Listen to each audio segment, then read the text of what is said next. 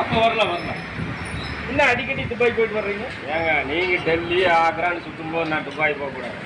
நாங்கள் டெல்லி ஆக்ரான்னு சுற்றுறது உனக்கு எப்படிப்பா தெரியும்? அரசியல்வாதி எல்லாம் சுற்றுறது தானே. அரசியல்வாதி என்ன தியாகி தானே. தியாகி தானே. அப்போ நாங்கள் டெல்லி ஆக்ரா ஜப்பான் சுத்தமே இருப்போம். ஏப்பா துபாய்க்கு எதுக்கு போனேன்? துபாய்க்கு எதுவும் கலை இருந்து வியாபாரத்துக்கு போயிருக்கேன். மலை இரும்பு வியாபாரத்துக்கு துபாய்க்கு போனீங்க? ஆமாம், துப்பாக்கி தயாரிக்கிறது பழைய இரும்பு வர்ற துப்பாக்கி ஒன்றும் தெரியலைங்களா. அதான் நம்ம பழைய இரும்பெல்லாம் வாங்கி வெல்டு வச்சு எல்லாம் மறுபடியும் அனுப்புகிறாங்க. அப்படியா? ஒரு நிமிஷம். டெல்லியிலேருந்து ஒரு ஃபோனு. ஹலோ, என்ன மந்திரியா? மறுபடியும் ஆக்ராக்கு போகலையா? நான் வந்தால் தான் போகணுமா?